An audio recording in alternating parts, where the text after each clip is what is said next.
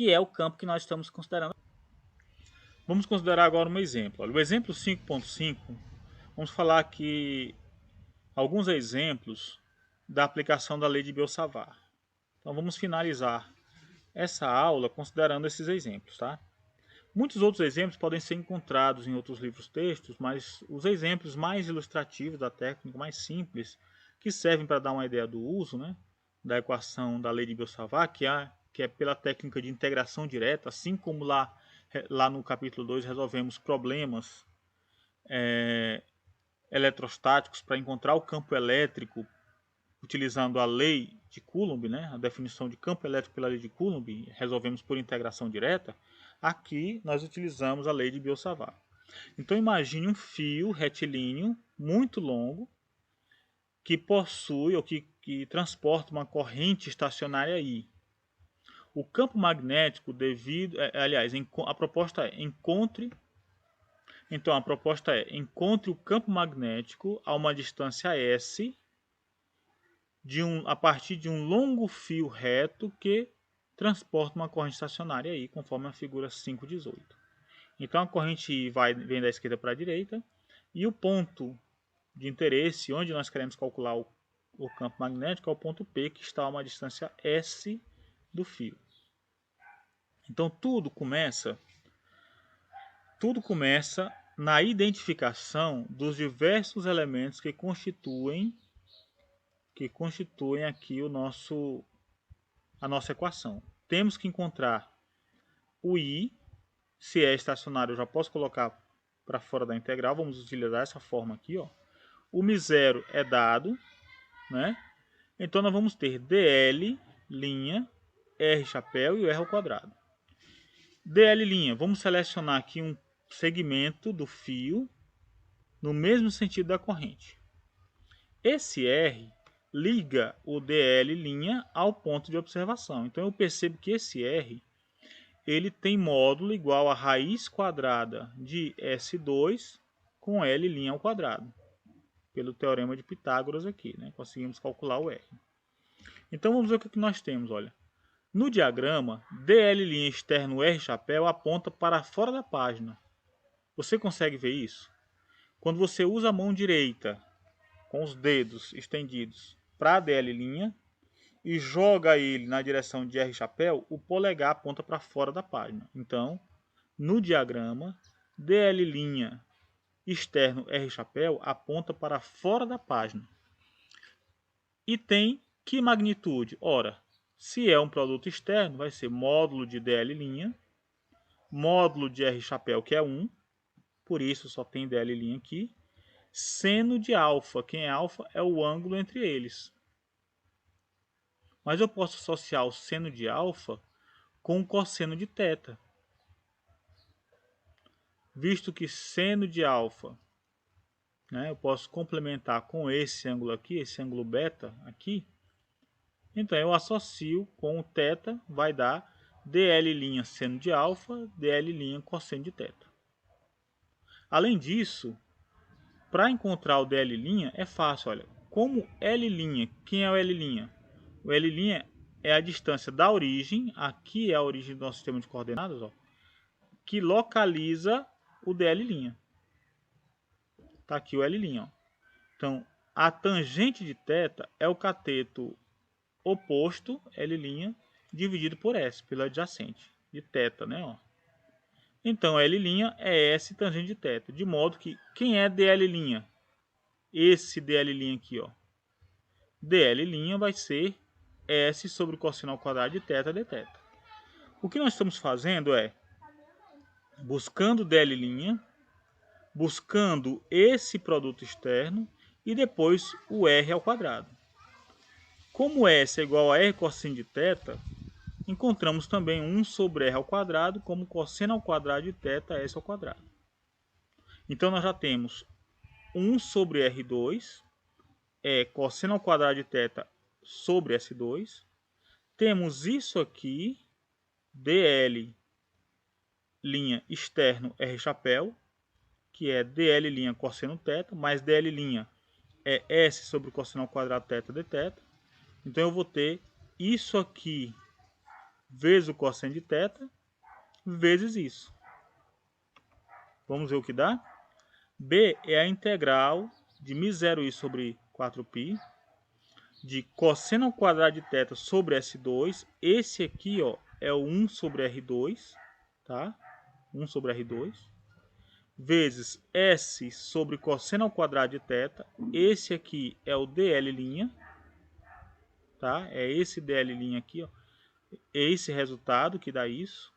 dl' cosseno de θ, cosseno de θ dθ. Então o que nós fizemos, olha, ponto inicial, eu vou começar a falar isso logo do primeiro exemplo, é ter calma para encontrar e identificar cada um dos elementos para serem substituídos na equação de Biot-Savart.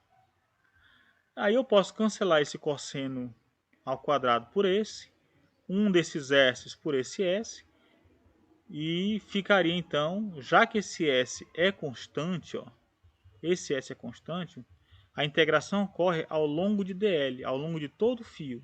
E ao longo de todo o fio, essa distância S é a mesma, porque o ponto P não sai do lugar. Então esse S vem para fora da integral, cancela com esse aqui, vai sobrar só um S daqui, vem para fora da integral, e eu fico com a integral de θ1 para θ2, cosseno de θ dθ. O que sobrou foi isso, ó. Então vai dar μ0i sobre 4πs seno de θ2 menos seno de θ1. θ2 é o ângulo final e θ1 é o ângulo entre a posição do dl' lá atrás, né? Esse ângulo aqui, ó. Esse ângulo que é feito aqui. Muito bem. O que dizer agora se o fio for infinito? Se nós tivermos uma distribuição de corrente estacionária ao longo de um fio infinito, então lá para menos infinito nós vamos ter θ1 igual a menos π sobre 2 e θ2 igual a mais π sobre 2. Substituindo aqui eu vou ter 1 menos 1. Eu vou ter 1 mais 1 que vai dar 2. 2 cancela esse 4 aqui, ó, só sobra 2 embaixo. Então o campo magnético produzido a uma distância S de um fio infinito que transporta uma corrente estacionária I é dado por μ0i sobre 2πs. E que propriedades? Lembra que nesse ponto P o campo aponta para fora. Então aqui no ponto S o campo magnético tem magnitude μ0i sobre 2πs apontando para fora.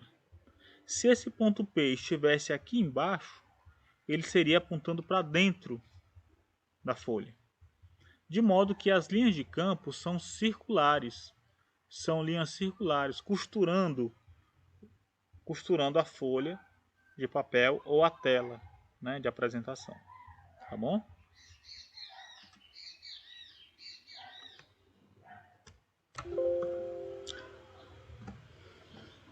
Bem, então como segundo exemplo, vamos considerar aqui o exemplo 5.6 para encontrar o campo magnético a uma distância z acima do centro de uma espira circular de raio R, que transporta uma corrente estacionária I. Então nós estamos vendo aí, ó, uma espira circular de raio R, não é?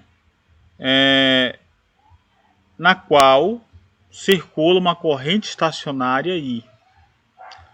A gente quer calcular o campo magnético num ponto qualquer do eixo longitudinal, do eixo que passa pelo seu centro.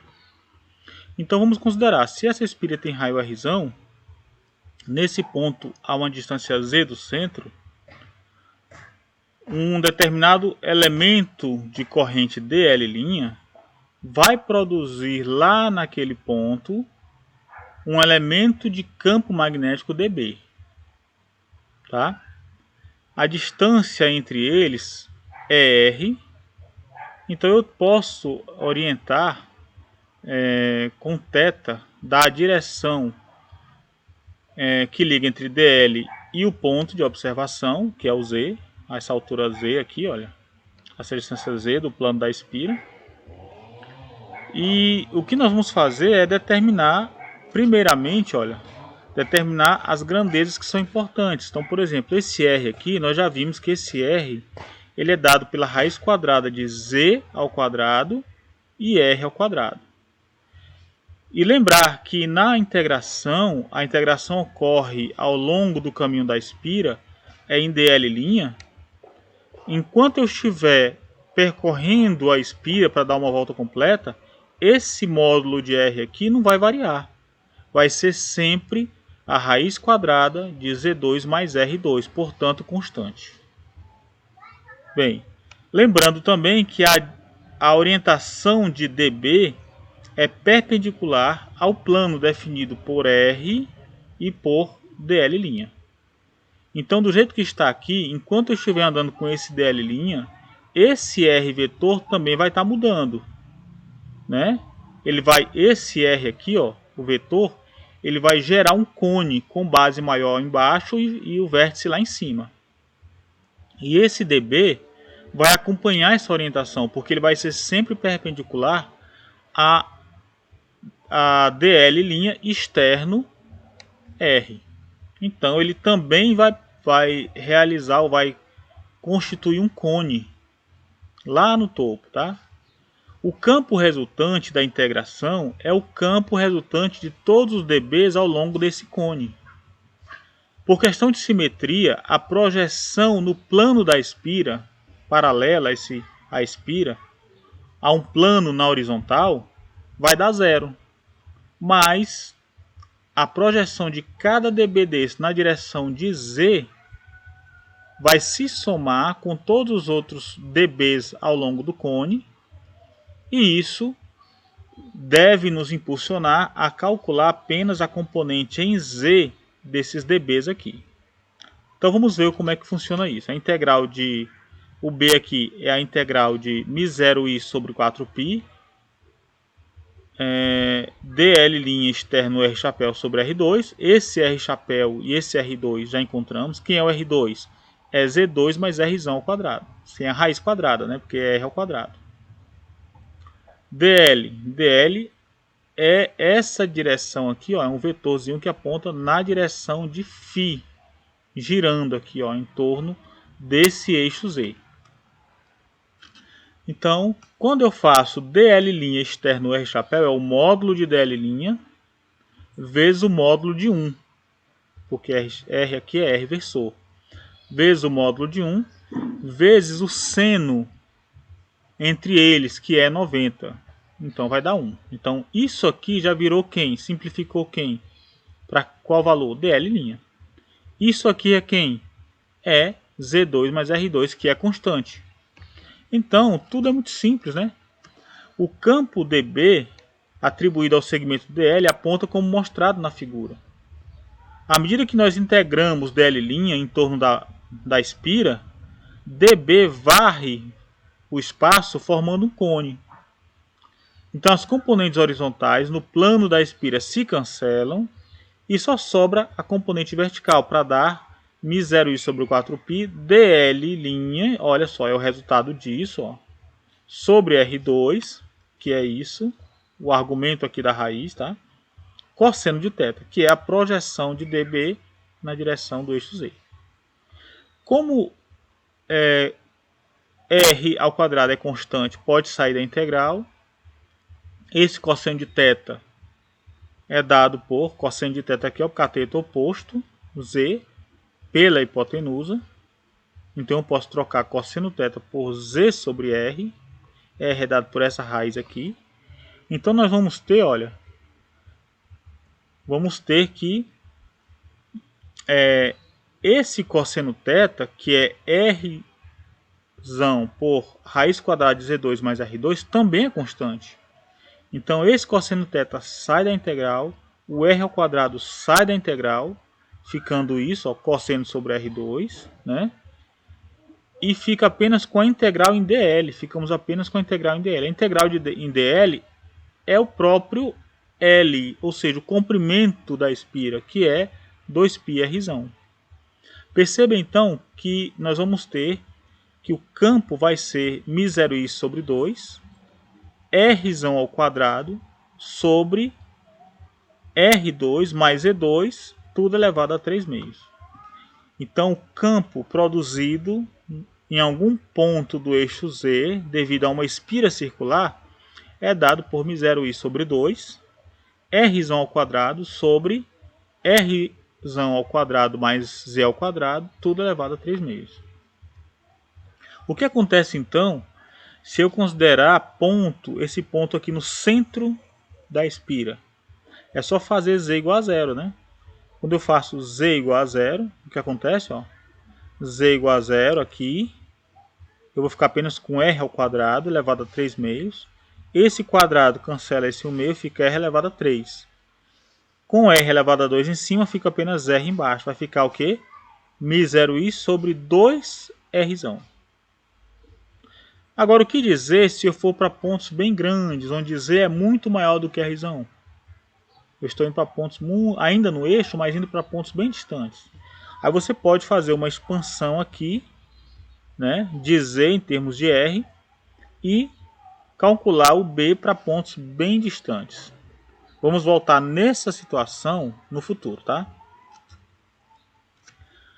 Bem, então, para finalizar, eu quero considerar com você uma aplicação agora daquilo que nós aprendemos no exemplo anterior.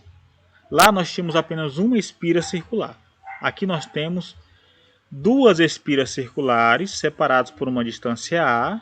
Elas também têm raio Rzão, mas cada espira dessa não é formada por uma volta só, mas por várias voltas. Então cada bobina dessa é formada por um número nzão de espiras. Então eu tenho aqui um par de enrolamentos, tá? Tem mesmas dimensões, mas estão separados pela distância A. Essa configuração é a chamada bobina de Helmholtz.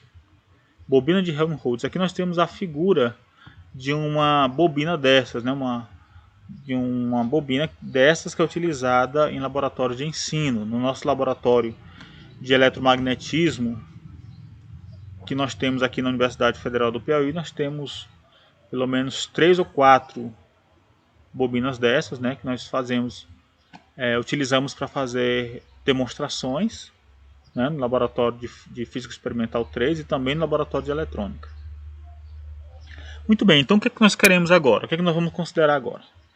Uma bobina consiste num arranjo formado por nzão espiras justapostas umas às outras, de forma que ela se assemelha a um solenoide de comprimento Lzão desprezível. Isso aqui funciona como se fosse um solenoide. Depois nós vamos ver o que é um solenoide, né? Eu não falei sobre isso, mas você pode... É um enrolamento cilíndrico, né? Só que ele é bem estreito, tá bom? O campo gerado por uma bobina é, portanto, o campo de uma espira que nós acabamos de calcular, μ0i sobre 2, Rzão sobre Z2 mais R2 elevado a 3 meios, na direção de Z, K-chapéu, na direção de Z, tá? Só que, se eu tenho nzão espiras, o campo produzido em qualquer ponto do eixo, por cada um desses enrolamentos, vai ser n vezes o campo de uma espira só. Portanto, o campo B de cada uma dessas bobinas aqui é nzão, que multiplica μ0i sobre 2, Rzão ao quadrado sobre Z2 mais R2 elevado a 3 meios. Esse é o campo produzido por cada uma delas, por essa e também por essa. Muito bem, a ideia é, qual é o campo produzido num determinado ponto do espaço, ponto P, ainda sobre o eixo, mas na região entre as duas bobinas? Então nós devemos calcular o campo B produzido pela bobina de baixo, pela primeira bobina, e o campo B produzido pela bobina de cima. Perceba que se eu colocar o sistema de coordenadas, a primeira espira, a espira de baixo, no plano XY, o eixo Z tem Z igual a zero aqui, ó, no centro da espira. Mas a espira de cima tem o centro dela em Z igual a A. Então o que eu tenho que fazer, eu não preciso ter dor de cabeça com isso.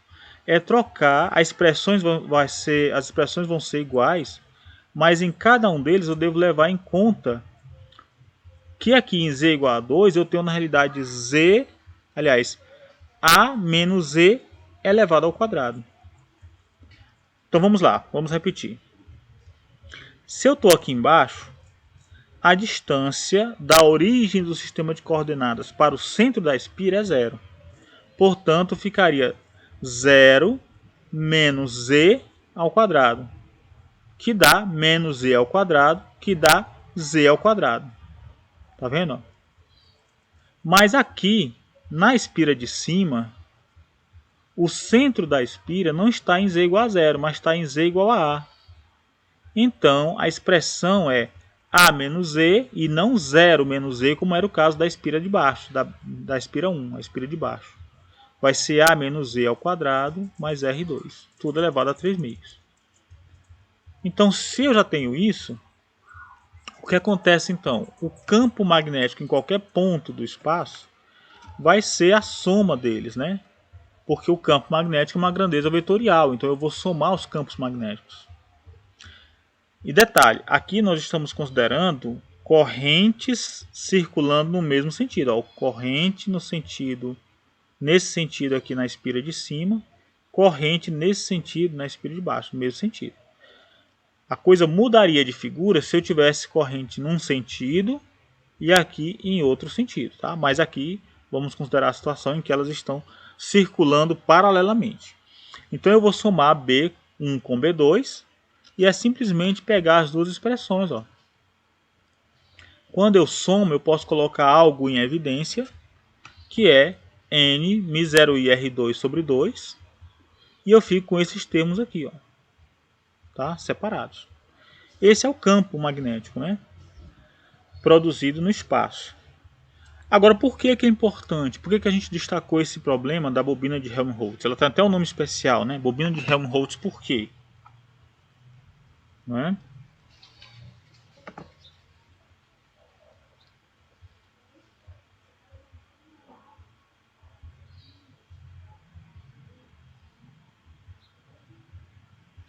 Porque essa bobina, ela produz campos interessantes, olha.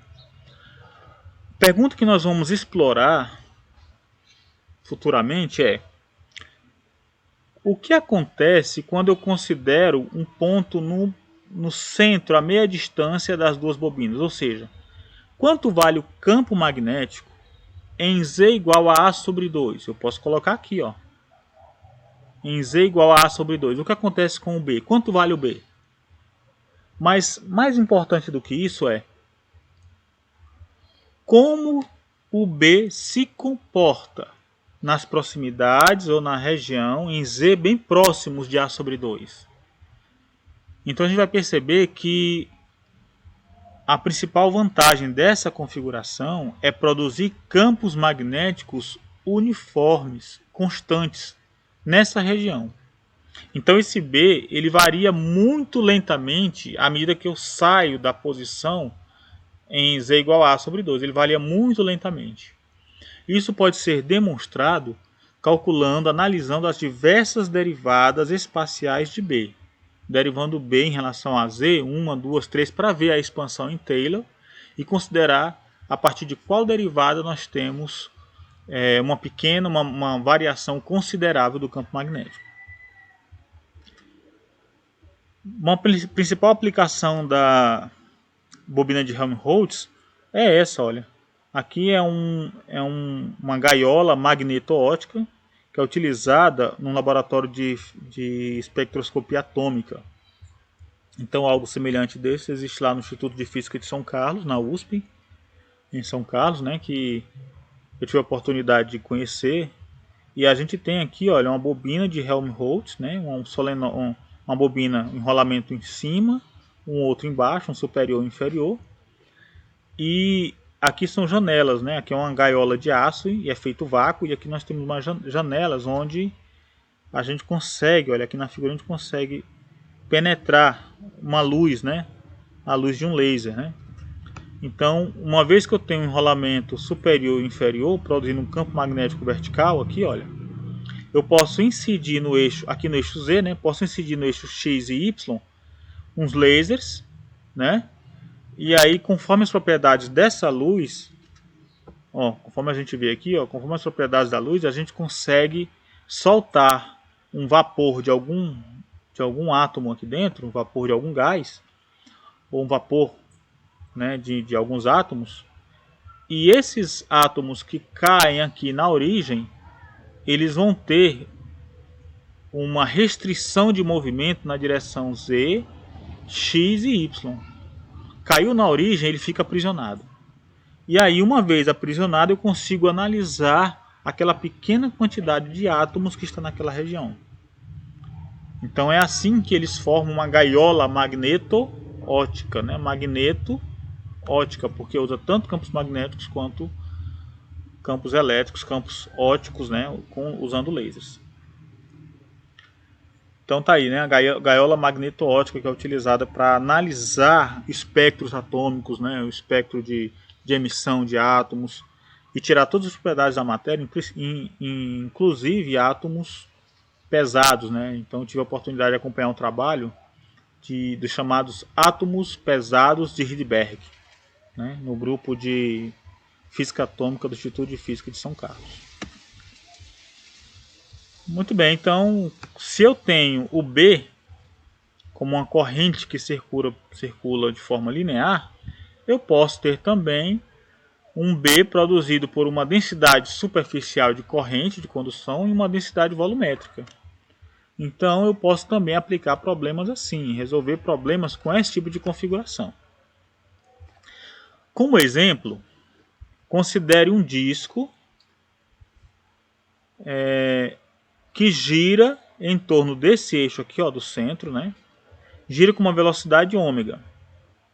Acontece que nesse disco esse disco tem raio Rzão, ele tem uma carga Qzão positiva distribuída na superfície de modo uniforme. Então eu tenho uma distribuição superficial de carga elétrica sigma. Então o disco tem um sigma na sua superfície, tem carga elétrica distribuída de maneira uniforme. E esse disco é posto para girar com uma velocidade angular ômega. Sendo que a densidade superficial de carga é uniforme, qual é o campo magnético gerado no centro do disco? Perceba que aqui nós não temos corrente elétrica produzida por uma diferença de potencial, por uma bateria. Mas temos cargas elétricas que, se o disco estiver em repouso, é apenas uma distribuição superficial de carga elétrica sigma, que é dQ sobre dA. dQdA. Se isso gira, cada ponto infinitesimal, cada elemento infinitesimal de superfície do disco, que está representado aqui, olha, possui uma pequena carga dQ que realiza movimento circular como se fosse numa espira.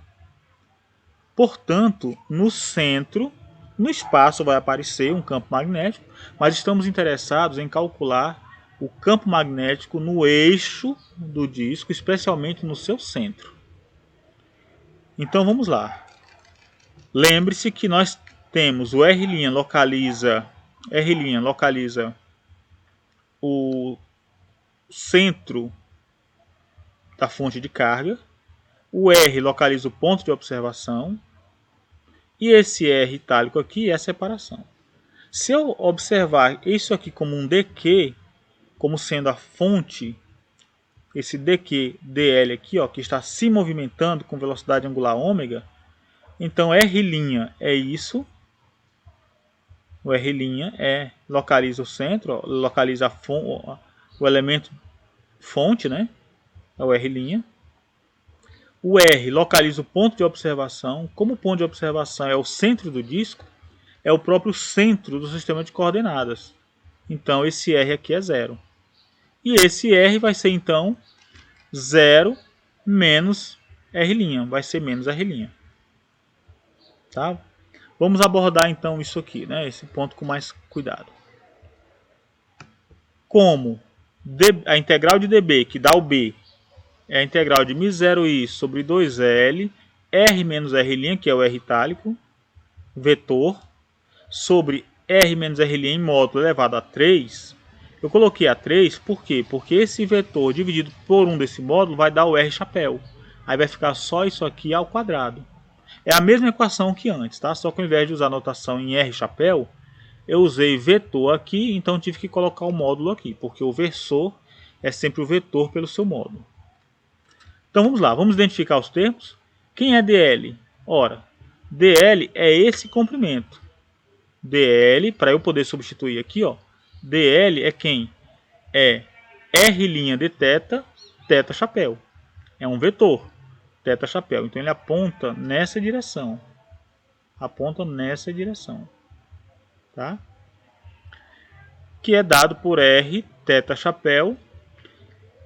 Aliás, R' de θ, θ chapéu, transformando esse versor angular, θ chapéu, em coordenadas retangulares, que eu posso conhecer, eu posso voltar isso lá no capítulo 1, que foi considerado lá, é menos R seno de θ e chapéu, apontando aqui, ó, nessa direção contrária de x, porque é negativo, mais cosseno de θ j chapéu.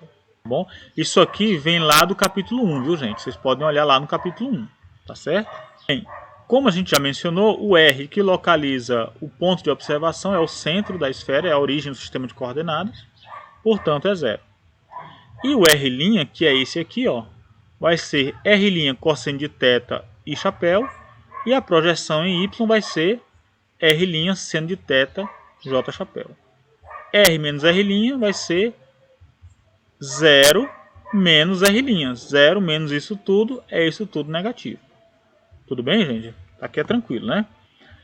Módulo de R, isso aqui é esse módulo aqui, ó, que vai ser o quadrado disso, isso vezes isso, né? A raiz quadrada dele vezes ele. Então vai dar R' ao quadrado cosseno ao quadrado, mais R' ao quadrado seno ao quadrado, raiz quadrada da R'. Agora eu posso pegar dl', o vetor dl' que é isso, ó, o vetor dl' que é isso, e calcular o produto externo desse rapaz aqui, que é isso, ó. Então eu posso fazer isso facilmente, olha, calculando o determinante, né? Então eu fiz isso, né, na mão. Eu resolvi não colocar aqui porque eu acredito que todos devam saber fazer isso, né? Você vai encontrar exatamente, ó, R' de θ, R' seno ao quadrado de K chapéu, mais R' cosseno ao quadrado de K chapéu. R' e R' eu posso colocar em evidência, fica R' ao quadrado. E o seno ao quadrado com cosseno ao quadrado dá 1. Então ficou dθ K chapéu. É claro que esse cara, esse vetor aqui, o vetor dB, ele vai apontar numa direção perpendicular ao plano formado por eles dois. Se dl está no plano xy e R menos R' também está no plano XY, perpendicular tem que ser aqui, ó, na direção do eixo Z, ou seja, na direção do K chapéu. Então eu já tenho esse elemento aqui em cima, que é isso. Já tenho esse aqui de baixo, que é isso. Posso elevar a 3. E aí é só substituir. Nesse caso, esse I é um I constante, mas ele não foi dado. Ele não foi dado como um valor I. Precisamos especificar, relacionar isso com a carga elétrica que está distribuída na superfície. Como o I é dq dt, então Q dividido por πr ao quadrado, que é a área do disco, é sigma dq dA. E dA é a área desse elemento finitesimal de área, que é R' de θ vezes a altura, que é dr'. dr' e a base é R' de θ. Então, juntando esses dois, nós vamos ter que dq é igual a Q sobre πr ao quadrado vezes dA. Esse dA vai multiplicando. Mas o dA é R' dr' de θ. Então, dq vai ser Q R' dr' de θ sobre πr ao quadrado. Organizando para encontrar a corrente aqui, ó, para substituir aqui, eu tenho que dividir por, aliás, eu tenho que derivar em relação ao tempo, dq dt. dq dt é isso aqui tudo, dq dt é isso aqui tudo no tempo. Então, quando eu coloco aqui tudo no tempo, fica dt, dθ, dt separado aqui, ó, que nada mais é do que ômega, a velocidade angular com que o disco está girando. De modo que a corrente finalmente é dq dt, que é Q ômega, troquei isso aqui por ômega, ó, R' dr' sobre πr ao quadrado. Pronto, agora eu tenho todos os elementos necessários para calcular o campo magnético no centro do disco. Substituindo então, vamos ter a integral tanto em R quanto dr', quanto em θ. O R varia de 0 a R, do centro até a borda, R. E o θ varia de 0 até 2π, dando a volta completa. Resolvendo em R e em θ, colocando para fora o que é constante, né? Lembrando que a carga elétrica sai porque a carga é constante, né? Aí nós vamos ter a resolução aqui em θ, que dá 2π, né? Θ de 0 a 2π vai dar 2π. Fica só a integral em R, né? Que é R de 0 a R', que vai ser de 0 a R, que vai dar R. Enfim, o campo magnético no centro de um disco, com uma densidade de carga constante sigma, é Q ômega μ0 sobre 2πr K-chapéu. Então aponta para cima, né? Depende da carga que está colocada lá, depende da velocidade com que o disco está girando, tá? E depende do raio. Quanto maior o raio, menor vai ser o B. Quanto menor o raio, maior vai ser o B. Tá certo? Bem, estão aí as nossas referências, né, que nós utilizamos para passar para vocês esses conceitos, tá bom?